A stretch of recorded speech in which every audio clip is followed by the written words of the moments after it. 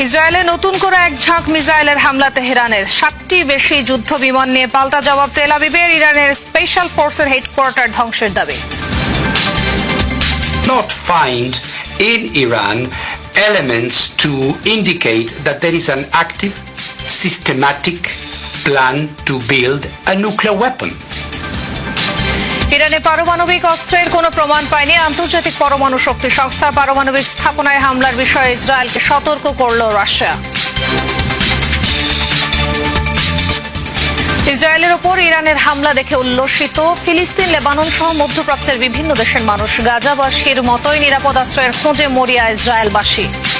সপ্তাহ পেরিয়ে নতুন উত্তেজনা ইরান ইসরায়েল সংঘাত ঘিরে।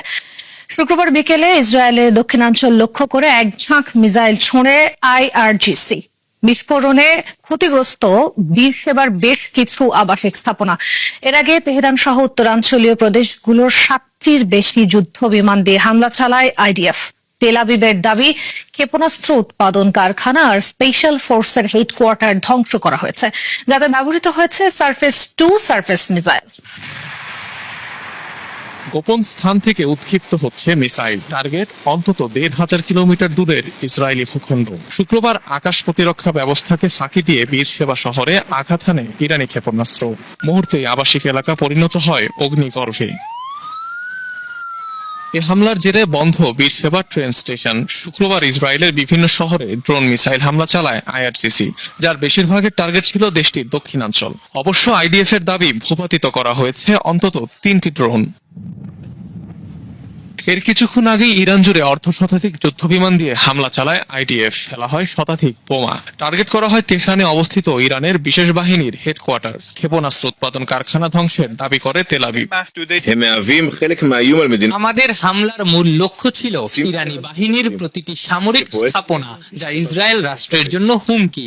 যারা আমাদের বিরুদ্ধে চলে তাদের চড়া মূল্য দিতে হয়। এটার প্রমাণ আমরা কাজের মাধ্যমে দিচ্ছি। যুদ্ধ বিমানের পাশাপাশি ভূমি থেকে ভূমিতে উৎক্ষেপণযোগ্য মিসাইল ছোড়ার কথা জানায় তেল আবিব। পাশাপাশি ক্যাসপিয়ান সাগর ঘেঁষা ইরানের উপকূলীয় শিল্প এলাকায় চলে হামলা। উত্তরাঞ্চলীয় রাশদ শহরেও পাওয়া গেছে বিস্ফোরণের শব্দ। টানা 8 দিনের এই সংঘাতে ঘর ছেড়েছে 5,000-এর বেশি ইসরায়েলি। অন্যদিকে তেহরান ছেড়েছেন দেশি বিদেশি কয়েক হাজার মানুষ। ইরানের পারমাণবিক অস্ত্র তৈরির কোনো প্রমাণ পায়নি জাতিসংঘ। আন্তর্জাতিক পরমাণু শক্তি সংস্থার প্রধান রাফায়েল গ্রসি জানান, ইরানের পর্যাপ্ত পরিমাণে সমৃদ্ধ ইউরেনিয়াম থাকলেও তা অস্ত্রে রূপান্তর করতে আরও সময় প্রয়োজন। এদিকে ইরানের পরমাণু স্থাপনায় ইসরায়েলি হামলার কঠোর সমালোচনা করেছে রাশিয়া। যেকোনো মুহূর্তে পরমাণু অস্ত্র তৈরি করতে সক্ষম ইরান, এমন অভিযোগের ভিত্তিতে দেশটির উপর গেল শুক্রবার থেকে হামলা চালিয়ে আসছে ইসরায়েল। নাতাঞ্জ, আরাক, ফোর্দো সহ বিভিন্ন পরমাণু কেন্দ্র এরই মধ্যে ইসরায়েলি হামলার শিকার হয়েছে। তবে জাতিসংঘের আন্তর্জাতিক পরমাণু শক্তি সংস্থা বলছে ভিন্ন কথা। আইএই এর প্রধান রাফায়েল গ্রসি জানান, ইরানের কাছে নেই কোনো পরমাণু অস্ত্র। এ সংক্রান্ত কোনো প্রমাণ মেলেনি বলেও জানান তিনি। We did not find in Iran elements to indicate that there is an active. ইরানের পর্যাপ্ত পরিমাণে সমৃদ্ধ ইউরেনিয়াম রয়েছে, তবে এটিকে কার্যকর পারমাণবিক অস্ত্রে রূপান্তর করতে আরো সময় প্রয়োজন। দরকার আরো ব্যাপক প্রযুক্তিগত পরীক্ষা। তবে অতীতে অস্ত্র তৈরির বিভিন্ন উপাদান ছিল ইরানের, যদিও সেগুলো এখন আর নেই। And then ask me the question. এদিকে ইরানের পরমাণু স্থাপনায় ইসরায়েলি হামলার কঠোর সমালোচনা করেছে রাশিয়া। তেল আবিবের কার্যক্রম পুরো বিশ্বকে পরমাণু সংঘাতের দিকে ঠেলে দিচ্ছে বলে অভিযোগ মস্কোর। ইরানের শান্তিপূর্ণ পারমাণবিক কর্মসূচিতে ইসরায়েলের আক্রমণ একেবারে অগ্রহণযোগ্য। এটি আন্তর্জাতিক আইনের দৃষ্টিকোণ থেকে অবৈধ। এর পাশাপাশি এ ধরনের পদক্ষেপ আন্তর্জাতিক নিরাপত্তার জন্য হুমকি, পুরো বিশ্বকে পারমাণবিক বিপর্যয়ের দিকে ঠেলে দেবে। এদিকে ইসরায়েলে হামলার পর ইরানের পরমাণু কেন্দ্রগুলো থেকে কোনো তেজস্ক্রিয়তা ছড়ায়নি বলে জানিয়েছে জাতিসংঘ। ইরানের পারমাণবিক স্থাপনায় হামলার বিষয়ে ইসরায়েলকে সতর্ক করল রাশিয়া।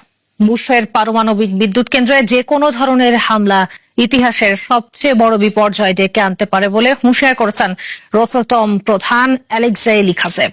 এর আগে স্থাপনাটিতে হামলার দাবি করে পরে তা প্রত্যাহার করে আইডিএফ। ইরানের বুশের প্রদেশে অবস্থিত স্থাপনাটি দেশটির একমাত্র কার্যকর পারমাণবিক বিদ্যুৎ কেন্দ্র, যা রাশিয়ার সহায়তায় নির্মিত। কেন্দ্রটিতে এখনো রাশিয়ার বহু শ্রমিক কর্মরত। первого блока 1000 мегаватт. স্টেশনের আশপাশের কোথাও কোনো সংঘাতের ঘটনা ঘটেনি। আশা করি ইসরায়েল এ বিষয়ে সংযত আচরণ করবে, কারণ তেজস্ক্রিয়তা কোনো সীমানা মানে না। এই ধরনের পারমাণবিক স্থাপনার উপর যে কোনো ধরনের আঘাতই বিপর্যয় বয়ে আনতে পারে, যা মানবজাতির ইতিহাসের সমস্ত পরিচিত পারমাণবিক দুর্ঘটনাকে ছাড়িয়ে যাবে। Радиоактивное облако с учетом ইরান সরকারের পতন ইসরায়েলের মূল লক্ষ্য নয়, তবে চলমান অভিযানের ফলাফলস্বরূপ ঘটতে পারে প্রশাসনিক পরিবর্তন। ইসরায়েলি এক সম্প্রচার মাধ্যমকে দেয়া সাক্ষাৎকারে একথা বলেন বেনিয়ামিন নেতানিয়াহু। এ সময় ইরানের সব পারমাণবিক ও সামরিক প্রকল্প ধ্বংসের উদ্দেশ্য ব্যক্ত করেন তিনি। জানান, খামেনি প্রশাসনকে ক্ষমতাচ্যুত করাটা পুরোপুরি ইরানিদের সিদ্ধান্ত। এ বিষয়ে আলাদা কোনো পদক্ষেপ নেয়ার কথা ভাবেনি ইসরায়েল। অবশ্য চলমান অভিযানের সময় সর্বোচ্চ ধর্মীয় নেতা আয়াতুল্লাহ খামেনিকে সরাসরি হত্যার হুমকি দিয়েছে ইসরায়েলের প্রতিরক্ষা মন্ত্রী ইসরায়েল কাটজ। לחץ בבית, אולי שבוע הבא. כל היעדים שלנו, את כל מתקני הגרעין שלנו. ইসরায়েলের মূল উদ্দেশ্য ইরানের পারমাণবিক প্রকল্প ধ্বংস। তাছাড়া দেশটির ব্যালিস্টিক ক্ষেপণাস্ত্রের অগ্রগতি থামানো আমাদের টার্গেট। ইরানের অস্থিতিশীল পরিস্থিতি বিরাজমান। অভিযানের ফলাফলে যদি সরকারের পতন ঘটে, সেটির জন্য ইসরায়েল দায়ী নয়, কারণ প্রশাসনিক পরিবর্তন পুরোপুরি ইরানিদের উপর নির্ভরশীল। לא תהיה חסינות באיראן. ইরান ইসরায়েল সংঘাতে যুক্তরাষ্ট্র জড়াবে কিনা সেই বিষয়ে এখন পর্যন্ত 2 সপ্তাহের মধ্যেই সিদ্ধান্ত নেবে মার্কিন প্রেসিডেন্ট ডোনাল্ড ট্রাম্প। হোয়াইট হাউসের নিয়মিত ব্রিফিং এ কথা জানান মুখপাত্র ক্যারোলিন লেভিট। সার্বিক পরিস্থিতির উপর ভিত্তি করে অদূর ভবিষ্যতে ইরানের সাথে আলোচনায় বসা কিংবা না বসার সম্ভাবনা রয়েছে যুক্তরাষ্ট্রের। তাই কূটনৈতিক প্রচেষ্টার পথ আরো সুগম করতেই 2 সপ্তাহের সময় বেঁধে দিয়েছে হোয়াইট হাউস। তবে তেহরানের সাথে আলোচনায় বসলে যে কোনো চুক্তির ক্ষেত্রে ইউরেনিয়াম সমৃদ্ধ না করার বিষয়টি অন্তর্ভুক্ত থাকবেই বলে জানিয়েছে হোয়াইট হাউস। এর আগে ইরানে যুক্তরাষ্ট্রের হামলা পরিকল্পনায় মার্কিন প্রেসিডেন্টের অনুমোদনের বিষয়টি জানায় একাধিক গণমাধ্যম। ইরান ইসরায়েল উত্তেজনার মাঝে কাতারের আল উদেইদ মার্কিন বিমান ঘাঁটি ছেড়ে গেছে। যুক্তরাষ্ট্রের যুদ্ধ বিমান সহ প্রায় সকল আকাশযান স্যাটেলাইট চিত্র বিশ্লেষণ করে এমন তথ্য জানিয়েছে বার্তা সংস্থা এএফপি। বৃহস্পতিবার প্রকাশিত ছবিতে ঘাঁটির রানওয়ে এবং টারমাকে মাত্র 3টি আকাশযান দেখা যায়, কিন্তু কয়েকদিন আগেও সেখানে অবস্থান করছিল যুক্তরাষ্ট্রের অন্তত 40টি যুদ্ধ বিমান, কার্গো প্লেন এবং নজরদারি ও রিফুয়েলিং এয়ারক্রাফট। ধারণা করা হচ্ছে ইরান ইসরায়েল সংঘাত ঘিরে কৌশলগত কারণে এই সামরিক যানগুলো সরিয়ে নিয়েছে যুক্তরাষ্ট্র। কয়েকদিন আগে মধ্যপ্রাচ্যের সেনা উপস্থিতি বাড়ানো সহ নতুন বিমানবাহী রণতরী মোতায়েনের ঘোষণা দেয় পেন্টাগন। ইসরায়েলে অভিযান চালানোর পর আলোচনায় ইরানের সিজ্জিল ক্ষেপণাস্ত্র। পবিত্র কোরআনে বর্ণিত আছে, কাবাঘর ধ্বংসের জন্য যাচ্ছিল হস্তি বাহিনী, পাথর ছুঁড়ে সেই বাহিনীকে পরাস্ত করে পাখির ঝাঁক। আরবিতে পাথরকে বলা হয় সিজ্জিল। সেই ঘটনা থেকে এই ক্ষেপণাস্ত্রের এই নামকরণ। বিশেষত্ব হলো উৎক্ষেপণের পর 2 ধাপে গতি সঞ্চার করে মিসাইলটি, ফলে 700 কেজি বিস্ফোরক নিয়ে দ্রুত আঘাত হানতে পারে শত্রু ঘাঁটিতে। সাপের ফনার আকৃতি নিয়ে দ্রুত গতিতে লক্ষ্যের দিকে এগিয়ে চলছে মিসাইল। ক্ষেপণাস্ত্রের এমন অদ্ভুতভাবে টার্গেটের দিকে ছুটে চলার দৃশ্য নিয়ে সামাজিক যোগাযোগ মাধ্যমে চলছে তোলপাড়। অনেকেরই দাবি এটি ইরানের বহুল আলোচিত সিজিল ক্ষেপণাস্ত্র। 2 দিন আগে সর্বোচ্চ ধর্মীয় নেতা আয়াতুল্লাহ খামেনি ঘোষণা দেন, ইসরায়েলের বিরুদ্ধে সবচেয়ে বড় অভিযান শুরু করেছে ইরান। তেহরান বলছে এর পরপরই ইসরায়েলি ভূখণ্ডে ছোড়া হয় সিজিল ক্ষেপণাস্ত্র। ভূমি থেকে ভূমিতে নিক্ষেপযোগ্য এই ক্ষেপণাস্ত্রের বিশেষত্ব হলো এটি উৎক্ষেপণের পর 2টি ধাপে গতি নেয়। এতে সলিড ফুয়েল ব্যবহার করায় দ্রুত ছোঁড়া যায়। প্রায় 18 মিটার দৈর্ঘ্যের এই মিসাইল 700 কেজি পর্যন্ত বিস্ফোরক বহন করতে পারে। সিজিলের সর্বোচ্চ পাল্লা আনুমানিক 2000 কিলোমিটার। এর সবচেয়ে বড় সুবিধা হলো দ্রুত উৎক্ষেপণ সক্ষমতা।